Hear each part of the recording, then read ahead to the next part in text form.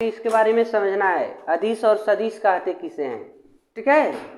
तो ये तो कहते किसे, ये तो हमने पढ़ लिया है।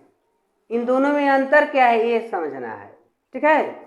तो आपको जो बताया गया है इसका डिफिनेशन सेम उसको हम फॉलो कर देंगे, सिंपल बात है। तो अदिश राशि किसे कहते हैं? ऐसी राशि जिसको व्यक्त करने के लिए परिमाण के साथ साथ दिशा की जरूरत न हो, मतलब केवल परिमाण की जरूरत होती है, उसको अदिश राशि कहते हैं, ठीक है। यहाँ पर आप नोट कर सकते हैं पहले में कि जिन राशि को व्यक्त करने के लिए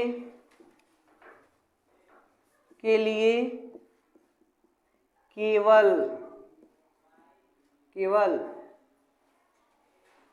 परिमाण की जरूरत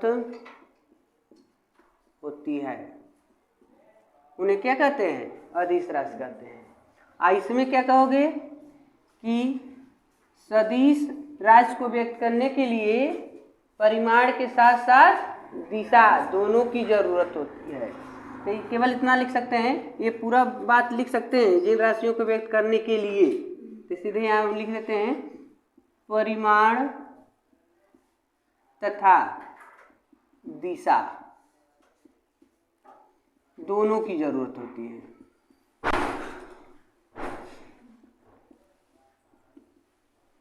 ठीक है।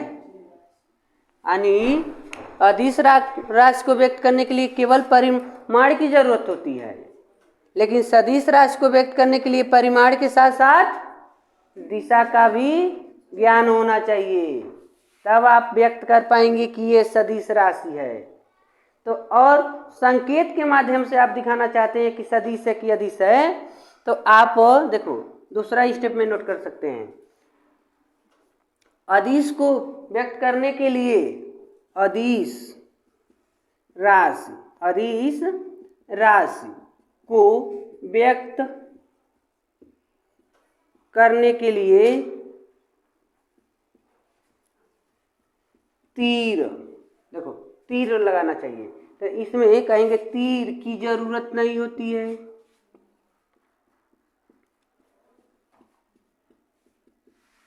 तीर की जरूरत नहीं होती है। जबकि इसमें क्या कह रहा है कि सदिश राशि को व्यक्त करने के लिए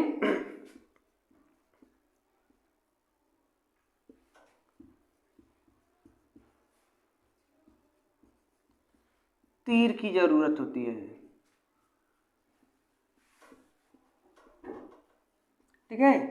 मान लो तुम कहते हो कि 5 मीटर की दूरी तय की, तो गुड है, अच्छा है, दूरी तूने तय किया, जाओ 5 मीटर जाओ चाहे किलोमीटर जाओ। लेकिन तू कहते हो कि नहीं, हमने 5 मीटर की दूरी पूर्व की दिशा में तय की, या 5 किलोमीटर की दूरी पश्चिम की दिशा में तय की।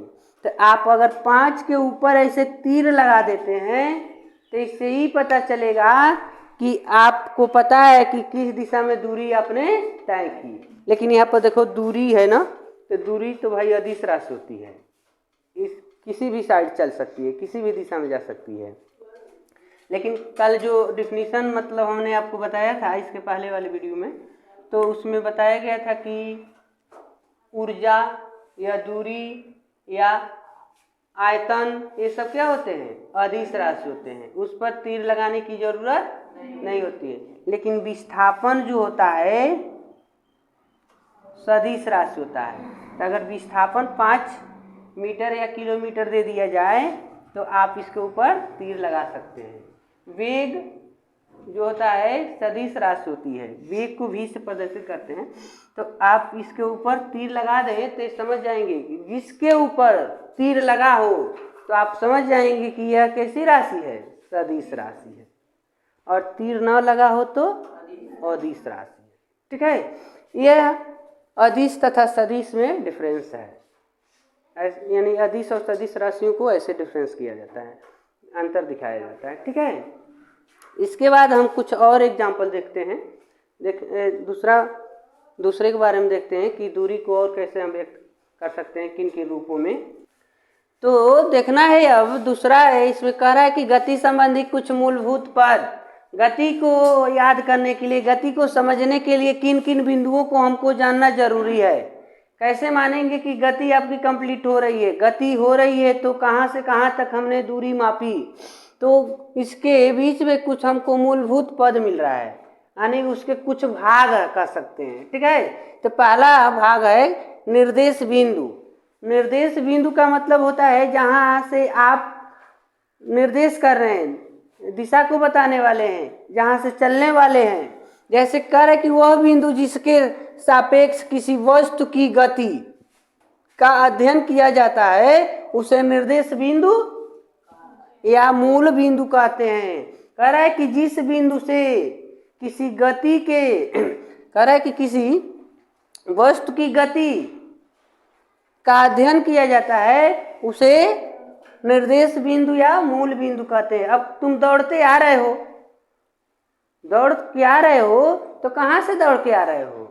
तो आप बताएंगे कि इस बिंदु से आ रहे हैं, या घर से दौड़ के आ रहे हैं, या गोरखपुर से दौड़ के आ रहे हैं, या गौरी बाजार से दौड़ के आ रहे हैं। तो जिस बिंदु का नाम, जिसका नाम लेंगे वह क्या हो जाएगा? निर्देश बिंदु हो जाएगा। मान लो तुम कह देते हो कि हम गौरी बाजार से आ रहे हैं भाई, तो गौरी बाजार से अगर आ रहे हो तो हमको हमारे माइंड में चल गया कि हाँ गौरी बाजार कहाँ पर है, तो हमारा माइंड वहाँ चला जाएगा कि हम जान जाएंगे कि आप 10 किलोमीटर से आ रहे हैं, यानी दक्षिण की दिशा से आ रहे हैं। ठीक है, तो निर्देश बिंदु आपका पता चल गया।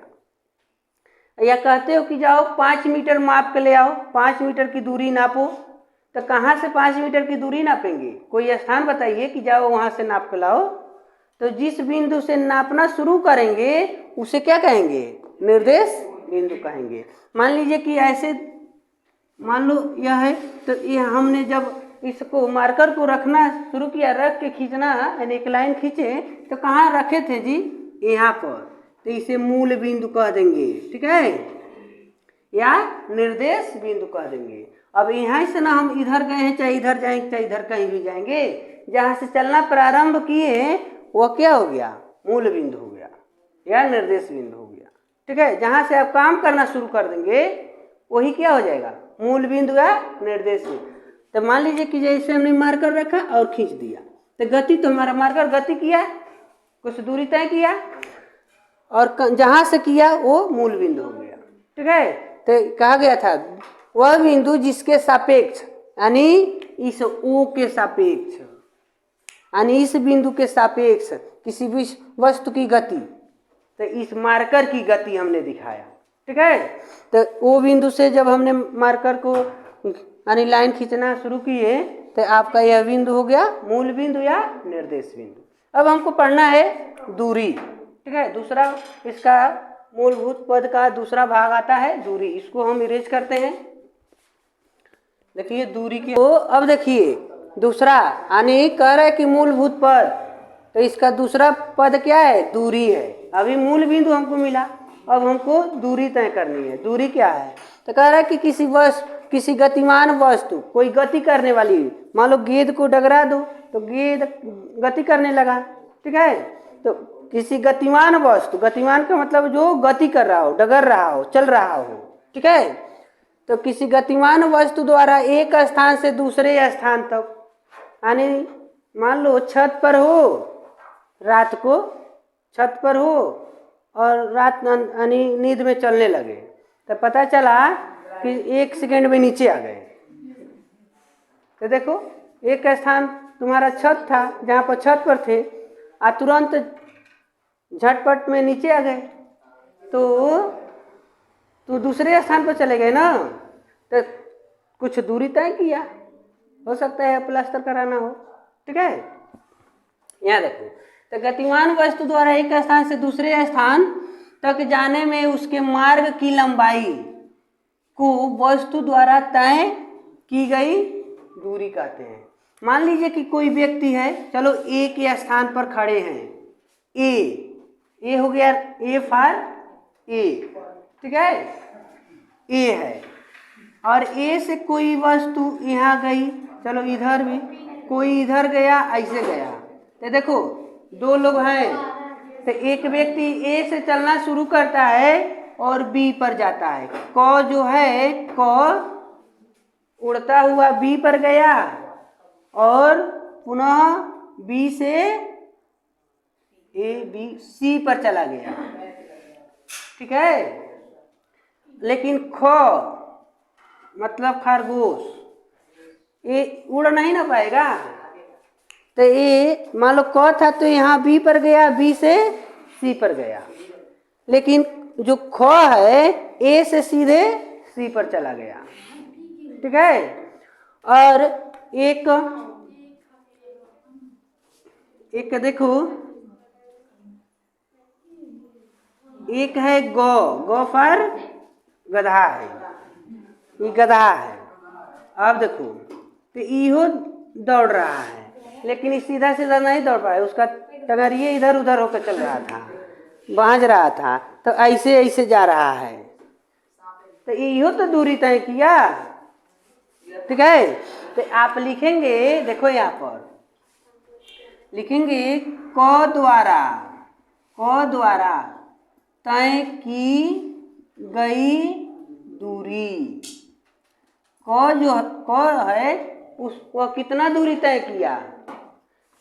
मूल बिंदु क्या है भाई, मूल बिंदु यानी ए है, ए से ही आपको चलना है। तो क ए से चला, बी पर गया, फिर से सी पर गया। कैसे हमको पता चला, यहाँ तो हमने क लिखा नहीं। तो देखो इसको तीर के निशान लगा दिए हैं, हमने बताया था ना तीर का निशान दिशा को बताता है। तो क एक बार ऐसे गया है और फिर से ऐसे हो गया है, और ख जो है सीधे ऐसे चला गया है। अगर इसको ऐसे लगा दिए होते तीर का निशान तो यहाँ ख नहीं होता। एक ही मतलब हो जाए क यहाँ से यहाँ गया है, यहाँ गया है, फिर से वापस आ गया है यहाँ पर, लेकिन तीर का निशान ऐसे नहीं लगा है, ऐसे है। तो इसका यही मतलब है कि क यहाँ गया और यहीं पर जाकर रुक गया, और यहाँ से ख दौड़ना शुरू किया है और दौड़े दौड़े यहाँ पर गया। अभी दोनों मीटिंग करी हैं, तब सोचा है गधावा कहीं पीछे रही, इहो यहाँ से दौड़ना शुरू किया है, आज सी पर पहुँच गया। अब तीनों मीटिंग करी है सब, ठीक है। तो वहाँ लिखेंगे क द्वारा तय की गई दूरी। तो क कितना दूरी तय किया भाई, ए से बी और बी से, तो लिख देंगे A B plus B C. वह दूरी अगर कोई नंबर होता 5 या 6 तो दोनों को जोड़ लेते हैं, ठीक है। अब है ख द्वारा तय की गई दूरी। अब देखो भाई ख कितना दूरी तय किया है, तो सीधे ए से सी, ए सी दूरी तय किया है, ठीक है। और जब गधा वाली बात होगी, गौ का द्वारा तय की गई दूरी, ध्यान देना। अब यह इतना सरल पथ पर दूरी तय किया है, पुनः यहाँ ब्रेक लेकर घूम गया है, लेकिन यह रिजुरेखी यानी एकदम सीधा गति किया है। लेकिन है कौन गति कर रहा है जी, न वृत्तीय गति है न सरल गति है। हाँ, तो आप कहेंगे ए सी यो इतना दूरी तय किया है, लेकिन वक्र गति, मानो टेढ़ा मेढ़ा गति कर रहा है, सीधा नहीं जा पा रहा है, कभी इधर जा रहा है कभी इधर जा रहा है, तो इसको कहते हैं वक्र गति, ठीक है। तो गति संबंधी कुछ मूलभूत पद थे। तो पहला हमने निर्देश बिंदु पढ़ा या मूल बिंदु, तो इसमें भी आपको मूल बिंदु दिखाई दे दिया, ठीक है। और दूसरा दूरी, तो यहाँ से यहाँ गए तो कुछ दूरी तय किए, प्लस इसमें यहाँ से यहाँ आया तो इसको जोड़ लिए, तो क द्वारा तय की गई दूरी ए बी और बी सी हो गया। और ए से कोई व्यक्ति ख जो था सीधे सी पर गया तो इतना दूरी माप लिए, ए सी ख का दूरी हो जाएगा। और ऐसे कोई रास्ता पकड़ के गया इधर से तो इसका दूरी ए सी हो गया, जो वक्र गति है, ठीक है। ये हो गया आपका। अब हम पढ़ेंगे विस्थापन, इसका तीसरा पार्ट, ठीक है। तो देखिए विस्थापन यानी इसका तीसरा पद है विस्थापन। किसी ऋजुरेखीय मार्ग पर किसी गतिमान वस्तु की अंतिम एवं प्रारंभिक स्थितियों के अंतर को वस्तु का विस्थापन कहते हैं। इसे B से प्रदर्शित करते हैं और यह एक सदिश राशि होती है। विस्थापन एक सदिश राशि होती है, ठीक है, मतलब इसमें दिशा का ज्ञान होता है। तो इस विस्थापन जो होता है, विस्थापन कैसे हम प्राप्त कर सकते हैं कि मान लीजिए कि जैसे में यहाँ पर हम दिखा रहे हैं, प्रश्न के मुताबिक कह रहा है कि विस्थापन जो है यानी अंतिम स्थिति और माइनस प्रारंभिक स्थिति, इसका क्या मतलब है, यह फार्मूला है। तो देखिए ये तो फार्मूला हो गया। जैसे में एक एग्जांपल हम आपको दे रहे हैं कि कोई व्यक्ति है, देखो यहाँ से यहाँ A और B के बीच की दूरी है 10 किलोमीटर। A और B के बीच की दूरी है 10 किलोमीटर, ठीक है। तो कोई व्यक्ति यहाँ से चलना शुरू करता है, A बिंदु से चलना शुरू करता है और टोटल दूरी चल जाता है, कहाँ तक जाता है, B तक। और पुनः B से पहले तो B तक गया और B से कुछ दूरी तय किया, वापस आया, C पर आकर रुक गया, C पर आके रुक जाता है। तो B और C के बीच की दूरी लगभग 3 किलोमीटर तय किया वापस आने के लिए। कितना किलोमीटर वापस आया? अब देखिए A से B तक की दूरी है 10 किलोमीटर, ठीक है, और वापस आया, वापस कितना हुआ है? अब देखो ये सदिश राशि है, हमको पता चला है कि नहीं इधर गया है, तो वेक्टर दिखा देना है क्योंकि विस्थापन निकालने जा रहे हैं ना। अब देखो वापस आया B से C तक कितना? 3 किलोमीटर। यहाँ नहीं, हम यहाँ पर वेक्टर दिखाएंगे। अब देखो हमको पता करना है कि विस्थापन कितना हुआ। तो ये बताइए टोटल गया था कितना? 10 किलोमीटर, टोटल 10 किलोमीटर गया। और पुनः वहाँ से मान लो अपने घर से मामा के घर गया 10 किलोमीटर, पुनः वहाँ से क्या किया होता, वापस आ गया होता है अपने घर। तो उसके जाने और आने में कुछ दूरी तय की, बट डिफरेंस नहीं रह जाएगा, पुनः अपने घर तो आ जाता। लेकिन ऐसा हुआ कि अपने घर नहीं आया, रास्ते में कहीं आकर रुक गया। तो ये हो गया प्रारंभिक स्थिति और ये हो गया अंतिम स्थिति, ठीक है। तो ये प्रारंभिक और ये है अंतिम। तो यहाँ लिखा गया अंतिम स्थिति माइनस प्रारंभिक स्थिति।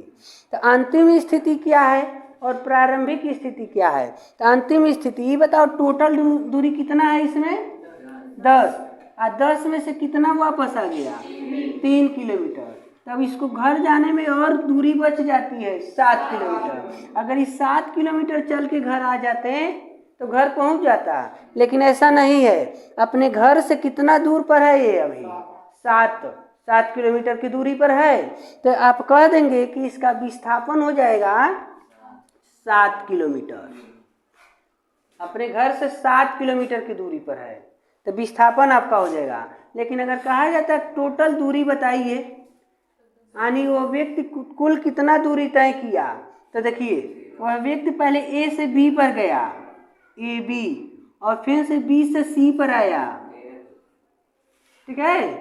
तो AB 10 किलोमीटर गया, फिर से 3 किलोमीटर वापस आया, तब कुल कितना हो गया? 13 किलोमीटर दूरी तय किया, 13 किलोमीटर। तो दूरी की बात होगी तो 13 किलोमीटर, और विस्थापन की बात करें तो 7 किलोमीटर का विस्थापन होगा, ठीक है। तो इस प्रकार विस्थापन को आप ज्ञात करेंगे। इसी प्रकार अगर एक और एग्जांपल हम देखें तो देखिए यहाँ पर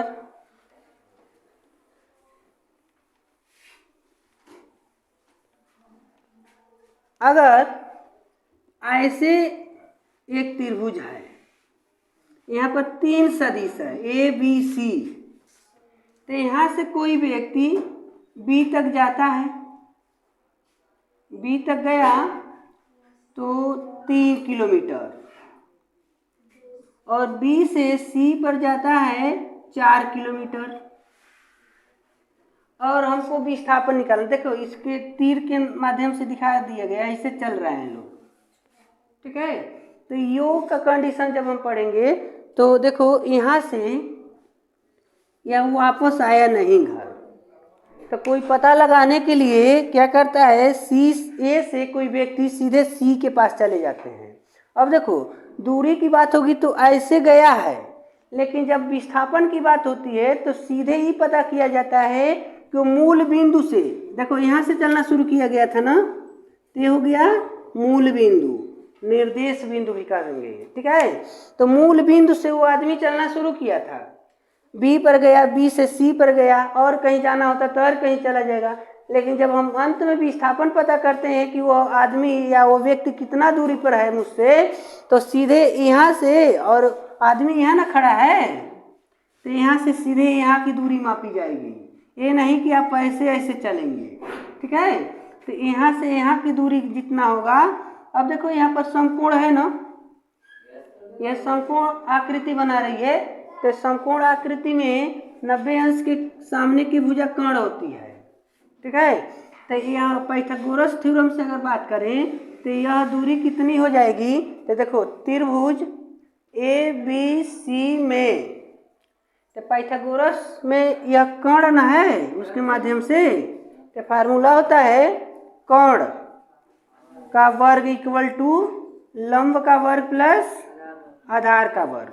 तो कर्ण जो है AC का वर्ग equal to under root, under नहीं, लंब और आधार है, लंब है या आधार है, तो 4 के वर्ग प्लस 3 के वर्ग, 4 के वर्ग 16 और 3 के वर्ग 9, दोनों को जोड़ लेंगे तो 25 हो गया। तो AC के वर्ग 25, तो AC वर्गमूल लेंगे तो कितना हो जाएगा, 5 किलोमीटर। तो अगर विस्थापन की बात करें, विस्थापन, तो इस समय 5 किलोमीटर का विस्थापन है। उस तरह देखा जाए तो कोई व्यक्ति जो था A से B पर गया, B से C पर गया, तो कुल कितना दूरी तय किया, कुल दूरी, उस व्यक्ति का कुल दूरी देखा जाए तो 3 और 4 जोड़ लेंगे, 3 प्लस 4 यानी 7 किलोमीटर वो तो दूरी तय किया। लेकिन उसकी विस्थापन की बात की जा रही है तो अपने घर से कितना दूरी पर है, 5 किलोमीटर की दूरी पर है, क्योंकि AC के मान 5 ना मिला, तो हम सीधे सीधे मार्का लगाएंगे कि वो कितना दूरी पर, तो सीधा जो मान निकालोगे तो विस्थापन हो जाएगा। अगर सपोज डैट, चलो विस्थापन हो गया, ये दूरी होगा। अगर ऐसे कुछ रहा होता कि मान लीजिए कोई आदमी यहाँ गया, ऐसे हुआ, पुनः बैक हुआ, ठीक है, पुनः ऐसे हो जाए, यहाँ पर आकर खड़ा हो जाए। सपोज डैट A से चलना शुरू किया, A से पुनः B पर गया, C पर गया, D पर गया, E पर आया, F पर आ गया, पुनः D यानी G पर आकर रुक गया, ठीक है। तो यहाँ ध्यान दो, तो ये हो गया, मान लो 5, यहाँ 6, यह 4, यह 3, यह 5, यह 2। अब देखो तो कुल कितना दूरी होता है किया। अगर ये पता किया जाए कि A से चलने वाले व्यक्ति की कुल दूरी कितनी है, तो दूरी अगर पता करते हैं हम, तो देखो 5 plus 6 plus 4 plus 3 plus 5 plus 2, तो देखो 6 5 11, 4 15, 3 18, 22 और 2 24, हो सकता है 24 किलोमीटर। पुनः जोड़ लीजिए, 5 6 11 15 18 23 2 25 है, 25 किलोमीटर की दूरी तय की। लेकिन अगर विस्थापन की बात होगी तो कितना विस्थापन होगा इसका, तो देखो अब यहाँ A से ना चलना शुरू किया था, आके रुका है, कहाँ रुक गया है, G पर, और G जो है उसके घर के अगल बगल ही कहीं है, दूसरे गांव में रुका हुआ है। तो हो सकता है कि इसके घर और इस G का जो स्थान है इसके बीच की दूरी 3 किलोमीटर हो, ऐसा हो सकता है। तो विस्थापन 3 होगा, 3 किलोमीटर होगा। ये नहीं कि ये इसमें से आपको मापना है। यानी प्रारंभिक स्थिति और अंतिम स्थिति, प्रारंभ में कहाँ था, ए पर था, अंत में जाकर कहाँ खड़ा हो गया है, जी पर खड़ा हो गया। तो ए और जी के बीच की दूरी कितनी है, तो ए और बी जी के बीच की जितनी दूरी है वो विस्थापन हो जाएगा। ठीक है, इस प्रकार आप किसी भी प्रश्न को सॉल्व कर सकते हैं। ठीक है, तो ये था विस्थापन की कंडीशन। ये कुछ एक एग्जाम्पल हमने लिया, एक एग्जाम्पल ले लिए और इसमें चित्र बनाया हुआ है, एक फिगर बना दिया है ए बी सी। यहाँ पर मूल बिंदु है ए, ठीक है, मूल बिंदु है। कोई व्यक्ति है जो ए से चलना प्रारंभ करता है, ठीक है, तो ए से बी, बी से सी, देखो ए से बी तक जाने में तीर का निशान लगाया गया है और बी से यहाँ आने में यहाँ तीर का निशान लगाया गया है। पुनः ए से सी तक का निशान लगाया गया है, ए से सी तक का ऐसे कुछ निशान है, इतना दूरी है। तो प्रश्न कैसे पूछा गया है, कह रहा है कि मार्ग, ये मार्ग है, ए बी एक मार्ग है, बी सी एक मार्ग है और ए सी एक मार्ग है। तो मार्ग यहाँ पर दर्शाए गए हैं, ए से बी, ए से बी, बी से सी और बी से सी, सी से ए से बी, बी से सी, सी से ए। इनका आंसर हमको देना है, उत्तर बताना है, दूरी भी बताना है और विस्थापन बताना है। तो प्रश्न कह रहा है ए से बी, ए से बी, तो ए से बी तक जाने में कुल कितनी दूरी तय की गई, पहले दूरी का जांच कीजिए। जब कोई व्यक्ति ए से बी तक जाता है, ए से चलना शुरू करता है और बी तक जाता है, तो कुल कितने दूरी तय किया, तो यहाँ नोट करना है। तो बताओ ए से बी तक जाने में कुल कितना दूरी तय करना होगा, 6.5 सेंटीमीटर में दिया गया है। तो आप लिखेंगे दूरी हो गया 6.5 सेंटीमीटर और विस्थापन, तो देखो भाई ऐसा नहीं कहा गया है कि कोई व्यक्ति ए से बी पर जाता है और फिर से ए पर चला आता है, ऐसा नहीं ना है। तो ए से बी पर गया और बी बिंदु पर खड़ा हो गया, वही जा रुक गया, वापस अइबे नहीं किया। ठीक है, तो कुल कितना ए और बी के बीच का डिफरेंस है 6.5, तो विस्थापन कितना हो जाएगा 6.5 ही विस्थापन भी हो जाएगा, 6.5 सेंटीमीटर विस्थापन हो जाएगा। ठीक है, अब देखिए दूसरा प्रश्न है, ए से बी तक जाता है और फिर से बी से सी तक जाता है, ए से बी और बी से सी, तो ए से बी तक गया और बी से सी तक आया, तो कुल कितना दूरी तय किया भाई, तो देखो 6.5 और +3 कुल मिला के 9.5 सेंटीमीटर की दूरी तय की। लेकिन अगर कोई व्यक्ति ए से बी पर गया, बी से सी के पास आ गया, तो ये बताओ यहाँ से यहाँ गए, यहाँ आ गए, तो चलना कहाँ से शुरू किए थे, ए से, रुके कहाँ हो, सी पर, तो ए और सी के बीच की कितनी दूरी है, तो ए और सी के बीच की दूरी है 4 सेंटीमीटर, तो आपका 4 सेंटीमीटर विस्थापन हो जाएगा। यानी जहाँ से चलना शुरू किया जाता है और अंत में जहाँ पर रुक जाया जाता है, तो उन दोनों बिंदुओं के बीच की दूरी जो होती है वो विस्थापन कहलाती है। तो इनके और इनके बीच की दूरी है 4 सेंटीमीटर, ये विस्थापन हो गया 4 सेंटीमीटर।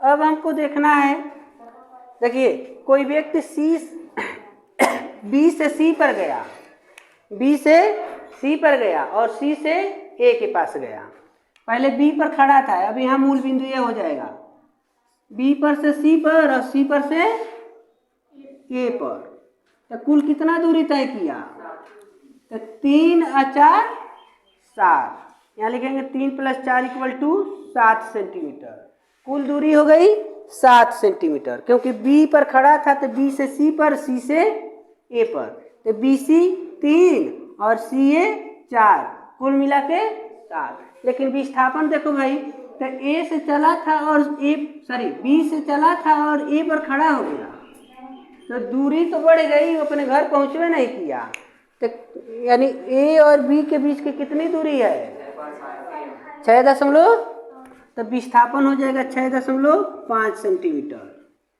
ठीक है, विस्थापन वाले कॉलम में हमने लिखा। तो ए और बी और सी ए के बीच की दूरी इतना है तो ये विस्थापन हो गया। ठीक है, अब देखिए इसके बाद कह रहा है कि ए से कोई व्यक्ति बी पर जाता है और बी से सी पर जाता है, ए से बी पर जाता है, बी से सी पर जाता है, सी से ए पर जाता है, मतलब ए बी कितना है 6.5 प्लस फिर से बी से सी पर गया ना, तो बी से सी 3 और सी ए 4, सबको जोड़ लो तो कितना हो गया 6 3 9 4 13.5, तो दूरी कुल दूरी कितना तय किया 13.5 सेंटीमीटर। और विस्थापन की बात करें तो देखो ए से चलना शुरू किया था बी पर, बी से सी पर, सी से ए पर, यानी जहाँ से चलना शुरू किया था वही जगह जाकर खड़ा हो गया। ठीक है, तो विस्थापन कितना हो गया 0 सेंटीमीटर, विस्थापन आपका 0 हो गया इस वाले में। ठीक है, इस प्रकार आप कोई भी प्रश्न पूछता है आप उसका आंसर देंगे। ठीक है।